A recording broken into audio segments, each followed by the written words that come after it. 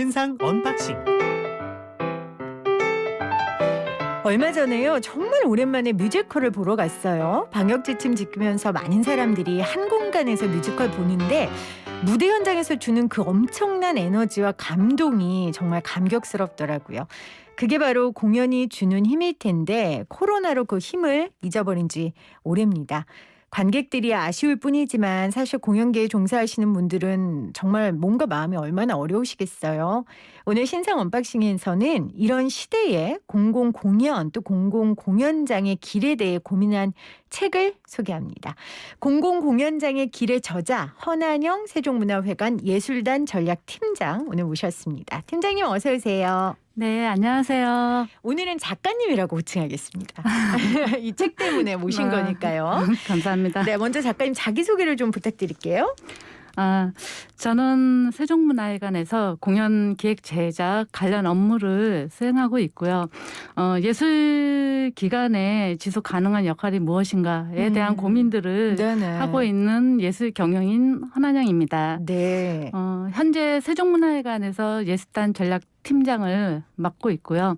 그리고 성균관대학교에서 겸임 교수로 학생들에게 공연예술 기획 연구와 그다음에 예술 경영 세미나를 가르치고 있습니다. 네.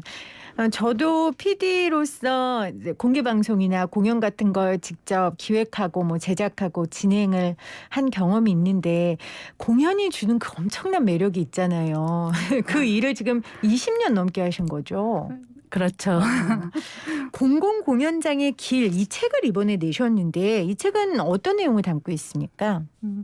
많이 부족한 부분이 많기는 한데요. 예, 제가 이제 20년 동안 세종문화회관에서 근무하고 또 현장에서 여러 가지 작품들을 제작하는데 그 결합을 하면서 그 안에서 현장에서 제기되었던 많은 그 의제들이 있거든요. 문화적 의제들이 그냥 흘러가던 것들을 네. 좀 모아서 그것을 이론적인 측면에서 구성한 책입니다. 아하. 그래서 이 책 같은 경우는 그래서 제가 20년을 근무했기 때문에 2000년 그 신자유주의 시대부터 출발해서 지금 현재 코로나19까지의 그 공공공연장이 추구해야 할 본질적 가치가 무엇일까? 네네. 라는 것을 가지고 이제 질문을 던지면서 시작하는 책입니다. 그래서 이 공공공연장의 문화 자본을 어떻게 분배하고 정의를 실현할 것인가에 대한 인식에서 출발해서 그 방법론을 찾아보려고 네. 하는 책이기 때문에 이게 뭐 이렇게 해답을 찾는 과정이라 해답이 뭐냐 묻는다면 아직도 고민 중에 있습니다라고 말씀드릴 수밖에 없을 것 같습니다. 실무자들은 그 문제에 대한 해답을 고민하는 사람들이죠. 그 고민을 멈추면 그 역할을 하지 않는 거고요. 사실 이 공공공연자의 길이라는 책을 제가 되게 우연히 접했는데 그냥 대중서적 같지는 않았어요. 그래서 뭐 내가 이걸 읽으면 재미있을까 했는데 저는 읽으면서 아까 지금 작가님이 말씀하신 문화자본의 그 분배 문제 그리고 정의 실현의 관점으로 이 책을 보니까 굉장히 재밌더라고요. 재밌기도 하고 그리고 또 우리 사회에 이런 과제가 있었지. 사실 문화적 혜택이라는 게 얼마나 중요합니까? 네. 그래서 그런 관점에서 오늘 인터뷰를 좀 제가 준비를 했습니다. 제가 방금 말씀드린 것처럼 코로나19 이후에 공연장 풍경이 완전히 달라졌죠? 엄청 많이 바뀌었죠. 그러게요. 네, 엄청난 영향을 준 것 같습니다. 코로나19가. 그 국내 공연장이 거의 90%가 공공공연장입니다. 그런데 이러한 공공공연장이 코로나가 발생하면서 공공시설로 접근하기 때문에 다 샷다운됐거든요. 공연장이 아니라 시설로 접근했군요. 그렇죠. 그래서 외국 같은 경우에는 미술관이나 이런 거는 오픈했는데 우리는 닫았다는 게 그런 닫았죠. 얘기군요. 그렇죠. 네, 그러니까 네. 공연장으로서 예술적 기관으로 이렇게 좀 보는 게 아니라 새로운 시각으로 접근을 해야 되는데 시설 하다 보니까 문을 다 닫아버렸고 뭐 갑작스럽게 문을 닫아라 하니까 그 무대는 그 순간 없어지게 되는 거고 그렇군요. 무대 위에 작업하는 많은 이제 제작자, 출연자 그리고 거기 스태프들이 한순간 그 길을 잃어버리는 실업자가 돼버린 거죠, 뭐. 그렇죠. 한순간 그냥 갑자기 그 준비를 하다가 멈춰버리는 올스탑됐군요. 올스탑 되는 이런 상황이 나타났었고요. 네네. 그러다 보니까 그 과정에서 공연이 취소됐다가 연기됐다가 하는 이런 많은 반복들이 그 2020년대에 계속 진행이 됐습니다.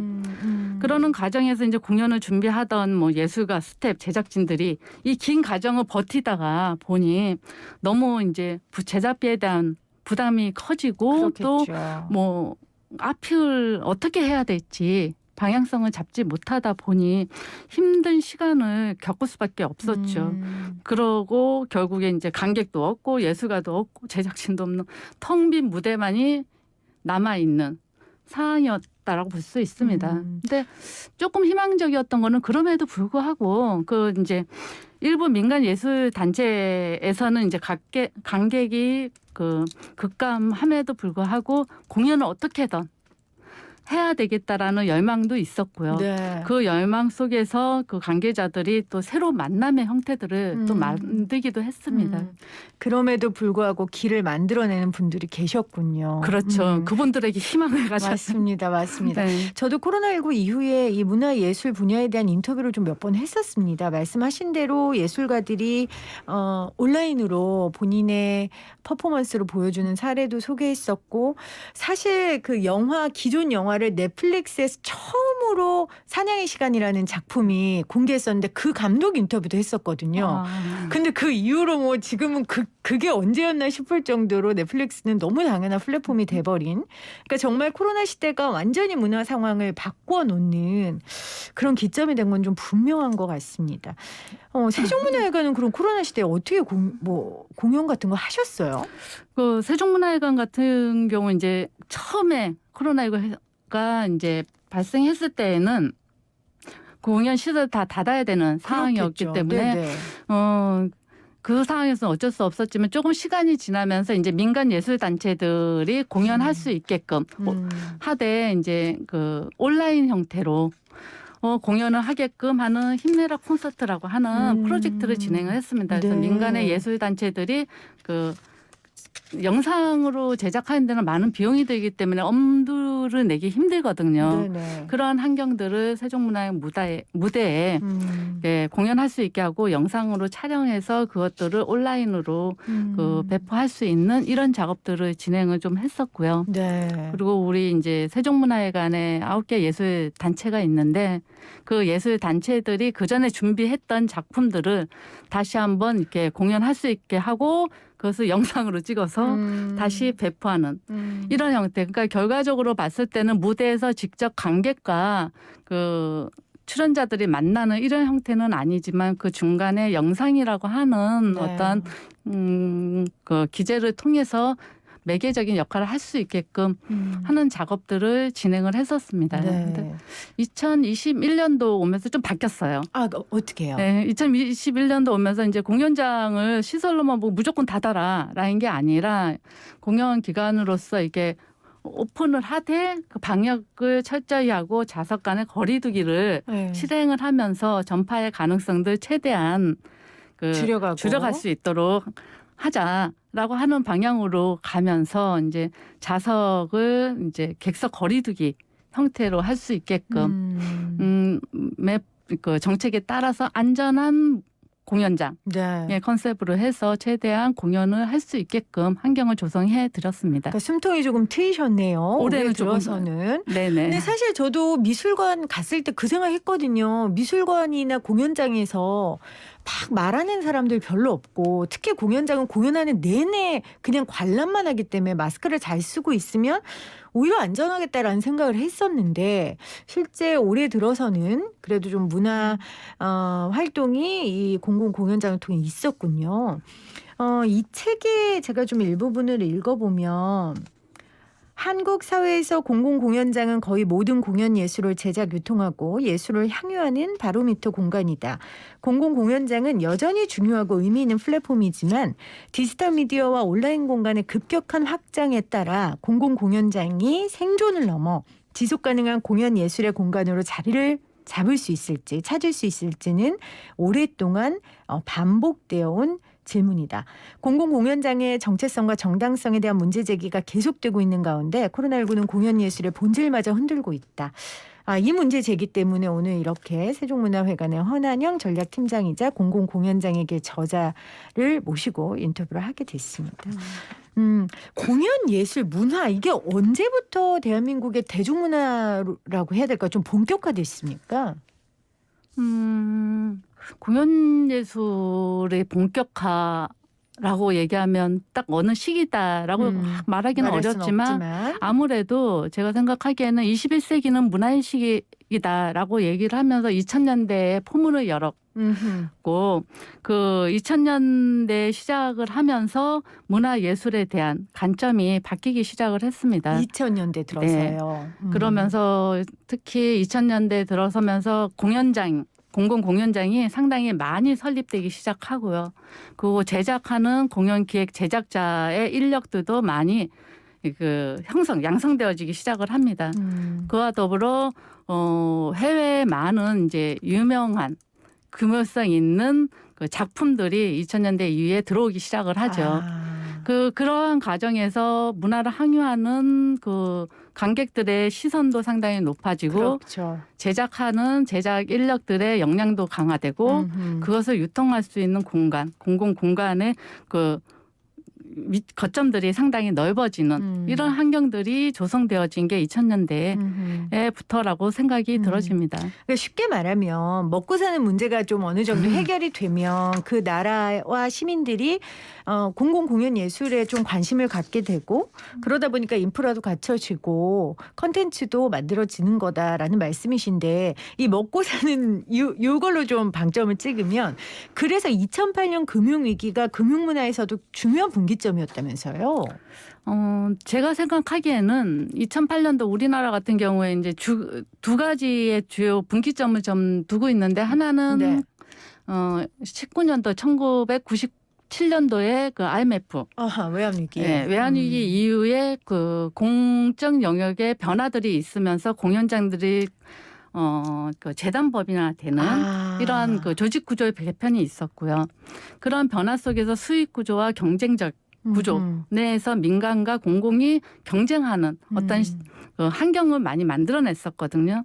이러하던 것이 2008년 이제 금융위기, 글로벌 금융위기가 오면서 물론 우리나라는 그렇게 큰 영향을 못 미치고 후딱 지나간 것 같은데 그 과정에서 그 자본이라고 하는 거대 자본이 국내에 엄청나게 많이 유입되어지고요. 그렇군요. 이 자본이 그 대기업 중심의 거대 자본이 공연 예술과 결합하는 시점이 제가 생각하기에는 2008년도 금융위기 이후에 그 환경들을 조성을 했다라고 생각이 들고 그와 더불어 나타난 그 4차 산업혁명이라고 하는 새로운 시대적 흐름 속에서 공연 예술은 제작하는 방식, 유통하는 방식, 그거 항유하는 방식의 변화들을 이 시점에서는 서서히 우리에게 다가왔던 계기가 되지 않았나 생각을 하고 있습니다. 그러니까 97년 외환위기, 2008년 글로벌 금융위기 그리고 4차 산업혁명까지 사실은 이 경제사회적 이슈인데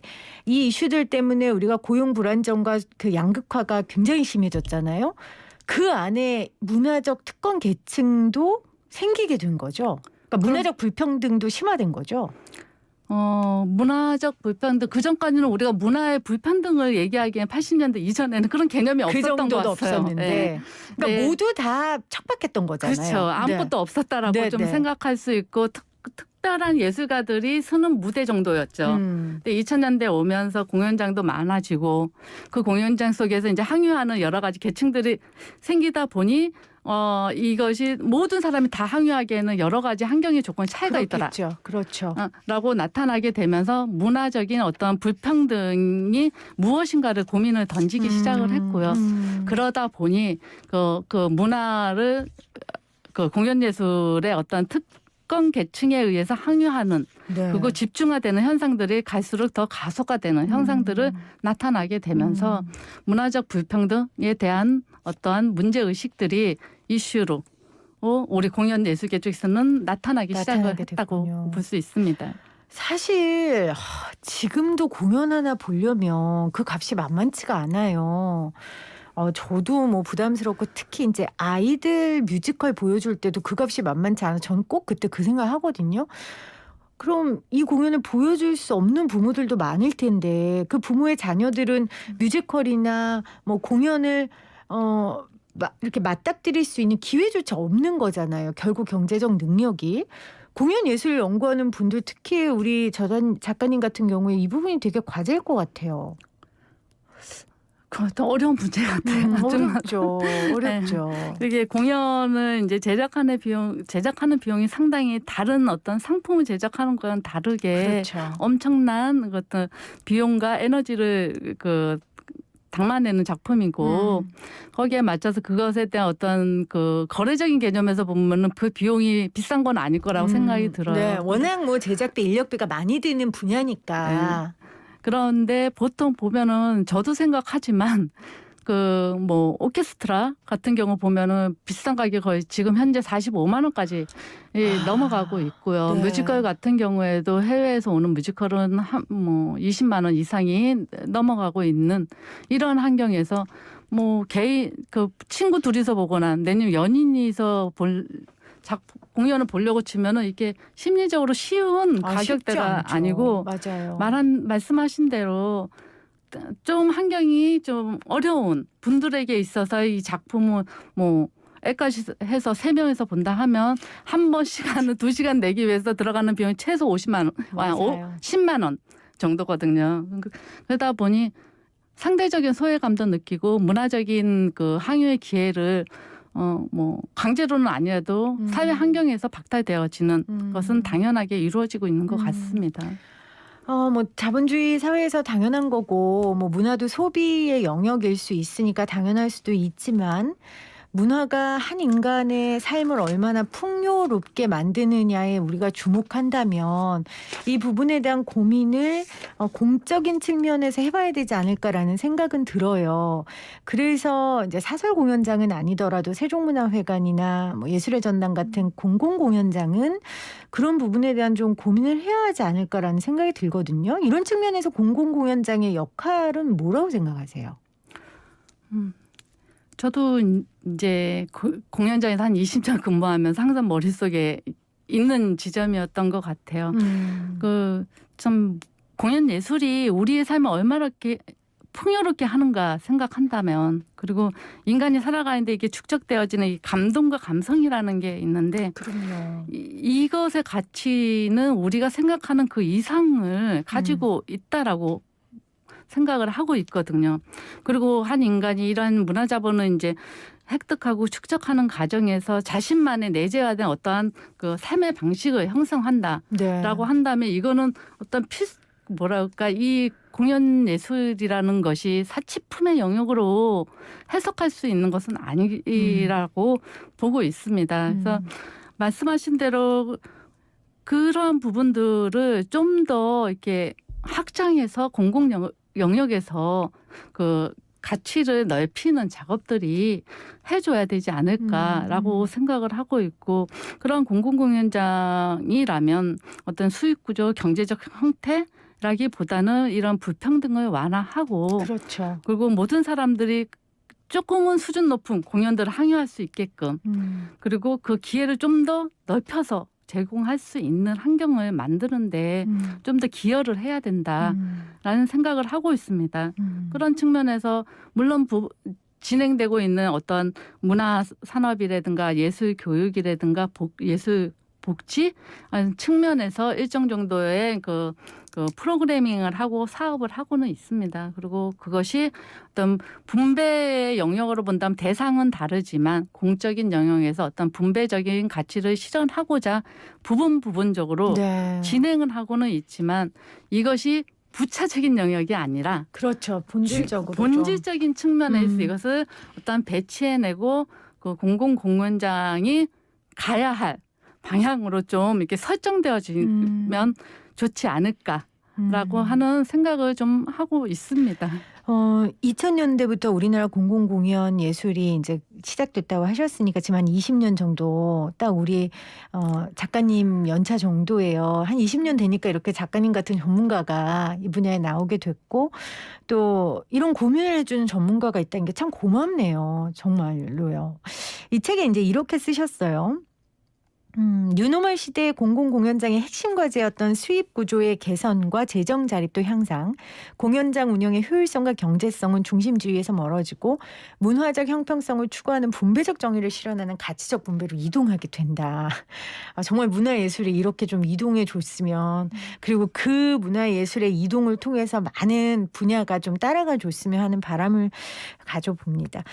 코로나 시대에 좀 여러 가지 사례를 통해서 공공공연이 어떻게 많은 사람들에게 다가갈 수 있는지를 책에 쓰셨어요. 뭐 한두 가지만 저희가 시간 관계상 소개를 좀 해주시겠어요? 사례들 중에서 제가 가장 의미 있고 가치 있게 생각했던 것이 이제 그 문화적 사회계층, 그 소외계층들을 향해서 갔던 그 함께요 나눔 예술제라는 프로그램이 있었습니다.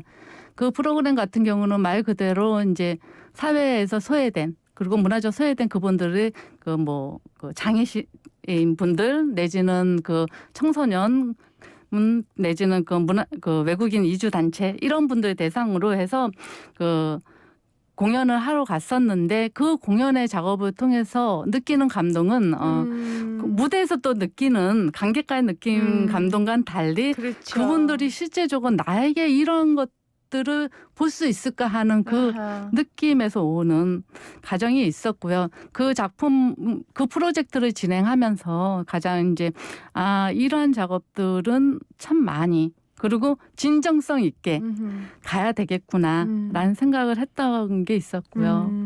그 다음에 하나는 제가 서울시 오페라단하고 같이 여러 그 작품 제작을 했었는데 그 대극장이 산 오페라 작품 리골레토라든가 라트라비아타 이런 작품들을 하고 그 작품을 그대로 지방으로 내려가서 다시 저렴한 가격으로 공연을 할 수 있게끔 하는 어떤 그 시스템을 만들었었어요. 그런 경우에는 세종문화에서 공연을 하면은 제작비, 즉 의상이라든가 그다음 무대 세트 이런 제작비가 좀 줄어들고요. 그렇죠. 네, 그러다 보니 아무래도 지방을 내려가면 저렴하게 할 수 있는 이런 그 순환 구조가 만들어졌던 상황이어서 이 두 가지의 프로젝트가 저에겐 참 기억에 남는 과정이었던 것 같습니다. 또 지방과 이 서울 간의 문화적 격차도 굉장히 우리가 좀 주목해야 할 문제이기 때문에 그런 움직임이 참 의미가 있는 것 같습니다.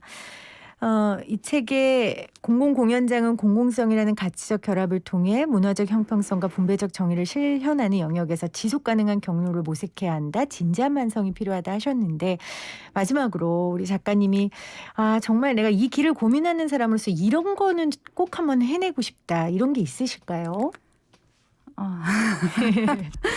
꼭 하고 싶다. 참 어려운 질문인 것 같아요. 가장. 네, 그렇죠. 네, 저는요 공연장은 참 사람에게 중요하고 또 사람들과의 관계에서 나타나는 그 인간의 그 존중들을 느낄 수 있는 공간이라고 생각을 하거든요. 그래서 상당히 애정도 있고.